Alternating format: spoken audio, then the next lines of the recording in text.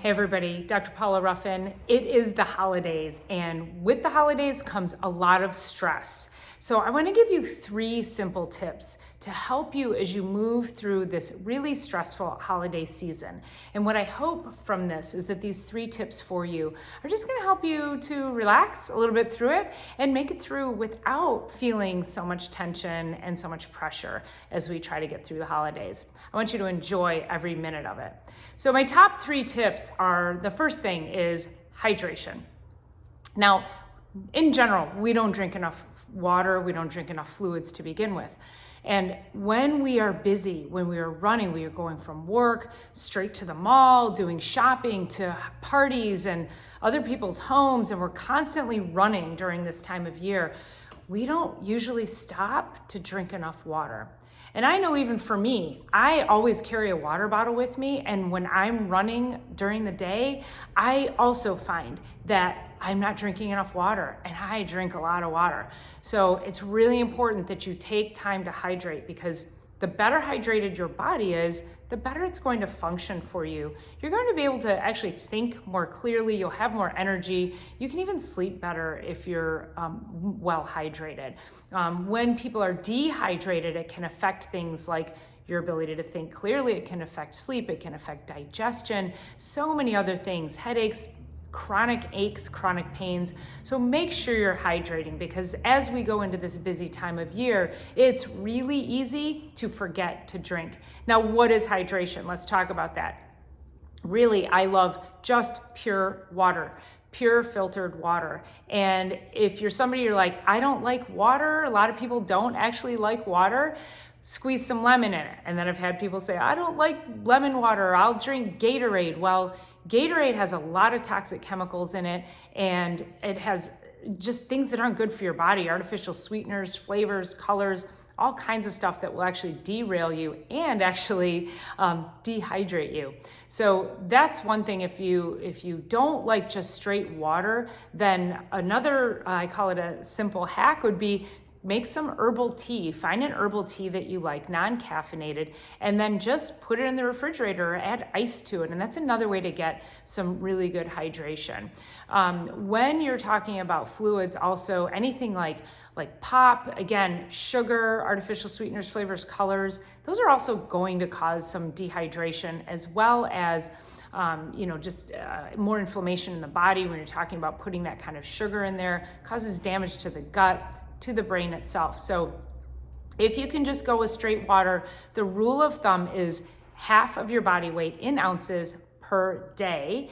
That's just on a general level. Now, if you exercise and if you do drink like coffee in the morning and caffeinated beverages, you're going to want to add more fluids, because caffeine is a diuretic, and what that means is it causes you to lose fluids.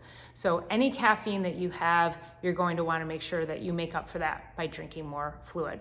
So that's the first thing, is water. And the second thing is breath. We never take the time to breathe. Most people are shallow breathers, and we're mouth breathers. We breathe through our mouth during the day. When we breathe through our mouth, just if we're just relaxing, it causes more of a stress response.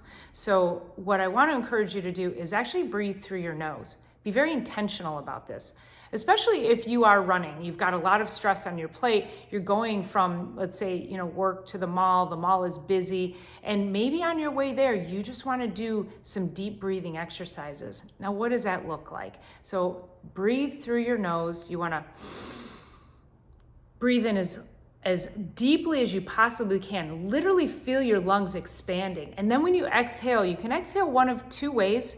My preferred way would be what we learn in yoga, is breathing in through the nose and then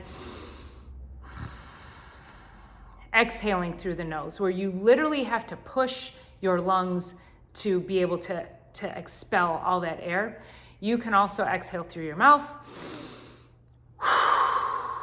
Either way, it needs to be a forceful exhale, so you're pushing all of that air out through the lungs, making your lungs work. It's more of an intentional breath, versus when we're just sitting doing things, that's off your radar. You don't even really know you're breathing. So deep breathing, if you can breathe, there's all different kinds of ways to breathe, but I'm just giving you these general tips just to have in your back pocket on a daily basis. So you can deep breathe to calm your brain, to calm your nervous system, to reset yourself mentally, emotionally. Maybe you're going to a relative's house and you know that that might be cause for disaster, although Thanksgiving seems to be the big culprit of family feuds. So breathing at any point in time, when you first wake up in the morning. If you have trouble sleeping at night, taking deep breaths before you go to sleep is also a really helpful way to get your nervous system to calm down, to get your brain to stop all of those chattering thoughts so that you can actually sleep well. And that brings us into our last tip is sleep. Sleep is so critical, and there's so many ways we can go into sleep, and I have multiple videos that I've done on sleep. In fact, I'm not even done with that because sleep is so important. If you are not sleeping, you are not healing. So one of the ways, multiple ways that we can get good night's sleep is to shoot for going to bed at the same time every night. That can be really helpful.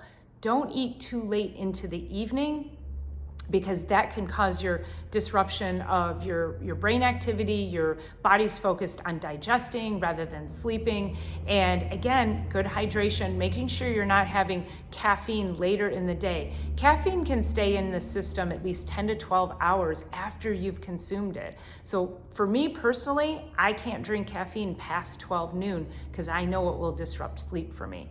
So go to bed at the same time. Try to take those nice deep breaths before you go to bed. Make sure you're well hydrated, and make sure that the room itself is cooler. So your room should be somewhere between about 68 degrees, I think is average of what the requirements are.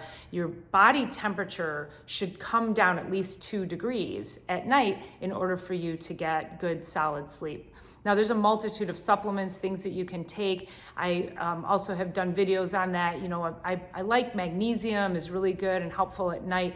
Melatonin is a little bit controversial because it is a hormone and it's not really always the issue. So if we can work on de-stressing ourselves throughout the day, then when you lay down at that consistent time at night, then you should be able to relax enough to start getting enough sleep. And this is going to take some time. Sleep is one of those things that when I work with my clients on this, that it can take us weeks, even potentially months, but over time it starts to improve, and we really have to set our sights for that because, like I said, if you're not sleeping, you are not healing. Sleep is the critical cornerstone to all things in your health. So if you're not sleeping and you have other things that are going on, then let's talk about getting you sleeping well, okay? Hey, I hope that was helpful. So 3 tips just to wrap up. Make sure you are well hydrated, take deep breaths to calm yourself throughout the day, and then of course making sure you're getting a good night's sleep. Please go ahead and leave a comment, like this video, share our page, and subscribe so that we can help continue to bring this really great information to help people become healthier and happier for the future. We'll talk to you on the next one. Thanks for being here.